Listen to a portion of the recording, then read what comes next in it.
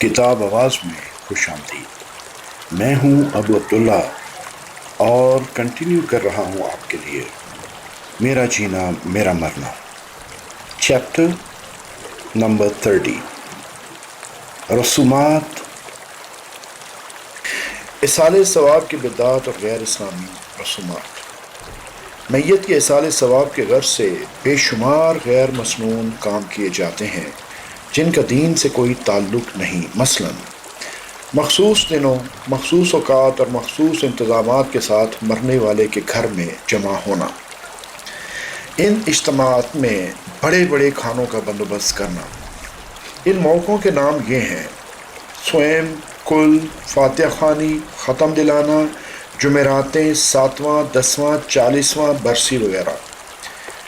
اس کے علاوہ وفات کے بعد آنے والی پہلی عیدیں اور شعبان، رمضان بھی ان سلسلوں میں شامل ہیں۔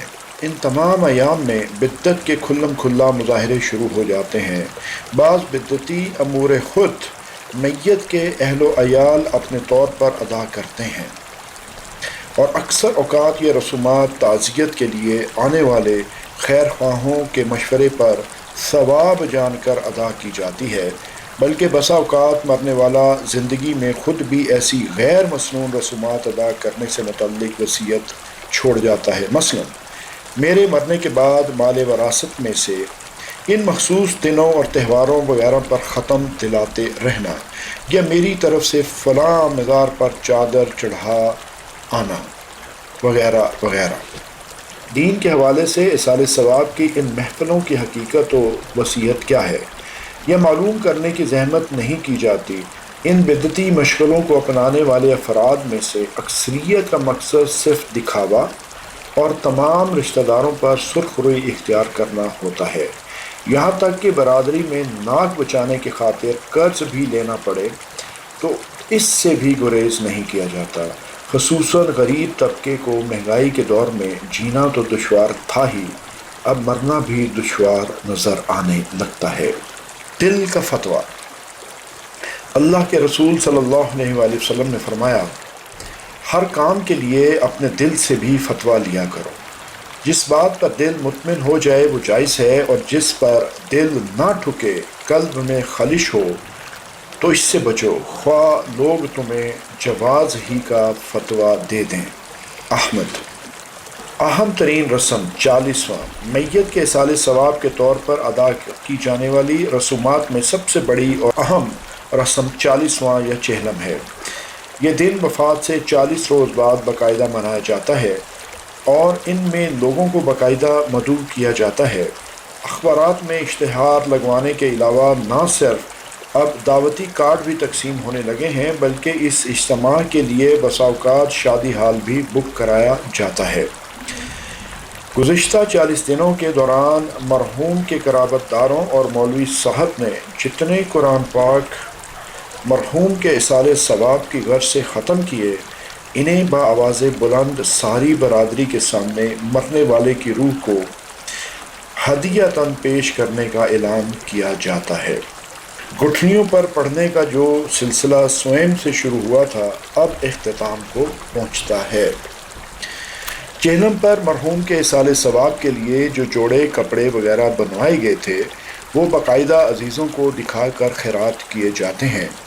اس کے بعد پرتکلف کھانا تمام مہمانوں کو کھلایا جاتا ہے، لاحقین صاحب حیثیت ہوں یا قرض لینا پڑے، کھانا پورے لوازمات کے ساتھ تیار کیا جاتا ہے، جس کا مقصد مرحوم کی روح کو خوش کرنا، برادری والوں کے سامنے مرحوم کے ساتھ اپنی گہری وابستگی اور تعلق جتانا، خاندان بھر میں اس سے پہلے گزر چکنے والے 40ووں سے خوب تر 40واں منانا، اور برسی کی آمد تک کے لیے ایک بڑے فرض سے سبکدوش ہو جانا۔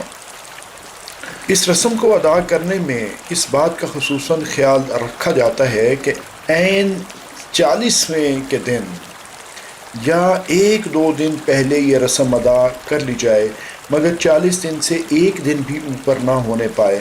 اس بات کو بھی بدشگونی سمجھا جاتا ہے، اور وہم کیا جاتا ہے کہ اگر اس رسم کی ادائیگی میں تاخیر ہوئی تو خاندان میں کسی اور شخص کی موت واقع ہو جائے گی۔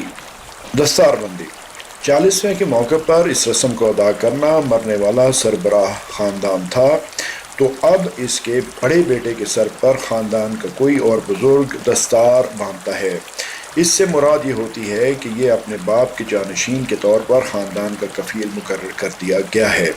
اس موقع پر اس جانشین کی طرف سے سارے خاندان والوں کو کپڑے تقسیم کرنا۔ پہلی عید پر سوگ منانا اکثر گھرانوں میں موت کے بعد آنے والی پہلی عید کو یوم سوگ کے طور پر منایا جاتا ہے۔ اس دن میت کے اہل خانہ نہ تو اچھے کپڑے پہنتے ہیں اور نہ ہی عید کی خوشی مناتے ہیں۔ خصوصاً دوران عدت عید آ جائے تو بیوہ کو کالے یا سفید لباس ہی کا ہدیہ دیا جاتا ہے۔ برسی منانا فوت شدہ کی موت کا 1 سال مکمل ہونے پر برسی کی رسم ادا ہوتی ہے۔ اس موقع پر پھر سے تمام عزیز و اقارب جمع ہوتے ہیں، افسوس کے الفاظ پھر سے دہرائے جاتے ہیں، باقاعدہ دعوتی پیغام دیے جاتے ہیں۔ میت کی طرف سے اس خاص موقع کے لیے پھر سالانہ کے جوڑے تیار کیے جاتے ہیں۔ آنے والے کے لیے پرتکلف کھانے کا اہتمام کیا جاتا ہے۔ بعض گھرانوں میں برسی منانے کا سلسلہ سالہ سال جاری رہتا ہے۔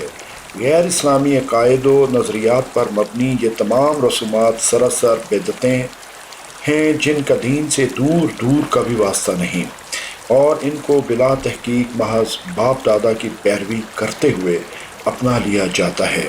ان کو اپنانے میں نہ صرف اسراف کا پہلو نمایاں رہتا ہے بلکہ ریاکاری اور دکھاوا بھی پیش ہوتا ہے، کیونکہ ایصال ثواب کے لیے جتنا خرچ کیا جاتا ہے اس میں غریبوں کے لیے صدقہ خیرات کا حصہ کم اور ان لوگوں کے کھانے، کپڑے اور تبرک پر خرچ کرنا زیادہ ہوتا ہے جن کے پاس یہ نعمتیں پہلے ہی وافر مقدار میں موجود ہوتی ہیں۔ بزرگوں کی قبریں بدعات کے شرک کی حد تک بڑھے ہوئے نظارے ہمارے یہاں بزرگوں اور نیک لوگوں کی قبروں پر دیکھنے کو ملتے ہیں۔ یہ سب وہ بزرگ اور نیک ہستیاں تھیں جو ہمیں توحید اور اتباع سنت کی تعلیم دے گئیں اور جنہوں نے اپنی زندگیاں لوگوں کو شرک کی دلدلوں سے نکالنے میں صرف کر دیں۔ انہی کی قبروں پر مقبرے، مزار اور خانقاہیں تعمیر کر دی گئیں۔ اب انہیں گلاب کے عرق اور دودھ سے دھویا جاتا ہے۔ خوبصورت چادروں اور غلافوں سے انہیں سجایا جاتا ہے۔ رنگ برنگے کپڑے اور دھاگے وغیرہ ان مزاروں اور ان کے ارد گرد کے درختوں پر باندھے جاتے ہیں اور وہاں کے پتھروں کو بھی متبرک مانا جاتا ہے۔ زائرین ہاتھ باندھ کر اور سر جھکا کر نہایت عجز و انکساری سے ان مزاروں پر حاضری دیتے ہیں۔ نیز وہاں قوالیاں، عرس، میلے اور تمام غیر شرعی پروگرام منعقد کرانے کے لیے باقاعدہ فنڈ اکٹھا کیا جاتا ہے، جس کے لیے مزار کے گرد و پیش میں ڈبے رکھے ہوتے ہیں تاکہ تمام زائرین حسب توفیق اس نیک کام کے لیے حصہ ڈال کر ثواب کمائیں۔ سوچنے کا مقام ایک برائی ختم نہ کی جائے تو طبیعت دوسری برائی پر آمادہ ہونے لگتی ہے، پھر تیسری اور پھر برائی ہی نہیں لگتی۔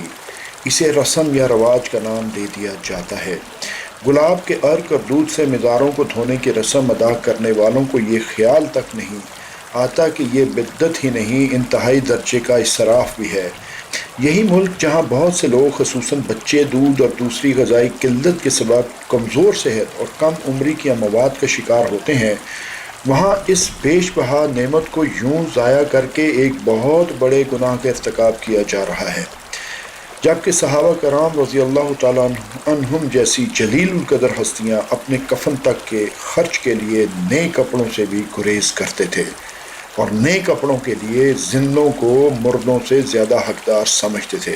سیدنا ابو بکر صدیق رضی اللہ تعالیٰ عنہ سے ان کی زندگی میں جب کپڑوں میں سے کفن کے انتخاب کے بارے میں دریافت کیا گیا تو انہوں نے فرمایا، نئے کپڑوں کا زندہ زیادہ مستحق ہے، میرے لیے بس یہ پرانے ہی کافی ہوں گے۔ بخاری۔ یہ رسومات و بدعات ہمارے صاف ستھرے دین کا حصہ کب بنی؟ یہ چند دنوں، مہینوں یا سالوں میں نہیں بلکہ اس میں ان صدیوں کا عمل داخل ہے جو ہم نے غیر مسلموں کے ساتھ مل کر گزاری ہیں۔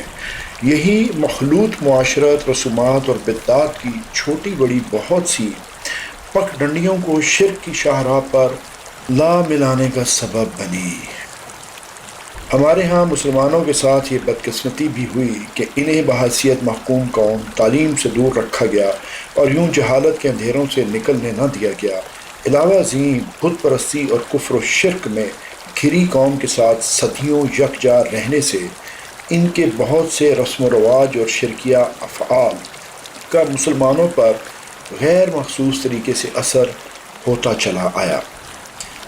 آزادی ملی بھی تو قوم ظاہری اور دنیاوی تعمیر و ترقی کے منصوبوں میں مصروف ہو گئی، لیکن دین کے بنیادیں مضبوط کرنے کی طرف توجہ کم ہی رہی۔ اس لیے دین کی عمارت کی تعمیر ڈھانچے سے آگے نہ بڑھ سکی، بلکہ یہ ڈھانچہ بھی دینی عقیدوں کی بگاڑ، جماعتوں کے نا اتفاقی اور فرقہ واریت کے طوفانوں سے ہچکولے ہی کھاتا رہا۔ بہرحال خلاصہ یہ کہ ابھی بھی وقت ہے ہم بے دینی کو مزید سیراب کرنے کے بجائے تمام قابل اصلاح امور کی طرف توجہ دیں تو خیر کے بہت سے چمن آباد ہو سکتے ہیں۔ رسومات و بدعت کے حوالے سے بڑے بڑے قابل اصلاح امور یہ ہیں: نمبر 1، کم علم آباء و اجداد کی جاہلانہ روایات کی پابندی۔ نمبر 2، دینی جماعتوں کی نا اتفاقی اور ان کے عقیدوں کا بگاڑ۔ نمبر 3، درآمد شدہ غیر مسلم رسومات کی تقلید۔ الحمدللہ چند پرخلوص دینی خدمت گزاروں کی سالہ سال کی بے لوث اور انتھک کوششوں سے اب ہمارے ملک میں بھی لوگوں کے سوچنے اور سمجھنے کے انداز میں تبدیلی آ رہی ہے۔ خصوصاً تعلیم یافتہ طبقہ میں یہ صلاحیت بیدار ہوتی چلی جا رہی ہے کہ دینی مسائل و معاملات کو خالص عقیدہ توحید کی کسوٹی سے جانچ کر اور اتباع سنت کی روشنی میں پرکھ کر عمل میں لایا جائے۔ لہٰذا وہ وقت دور نہیں جب مسلمانوں کے اس پاک خطہ سے شرک و بدعات کا خاتمہ ہو جائے گا انشاءاللہ۔ میرا جینا میرا مرنا کا یہ چیپٹر یہیں پہ ختم ہوتا ہے۔ انشاءاللہ آپ سے جلد ملاقات ہوگی چیپٹر نمبر 31 میں۔ اپنا بہت خیال رکھیے گا۔ اللہ حافظ۔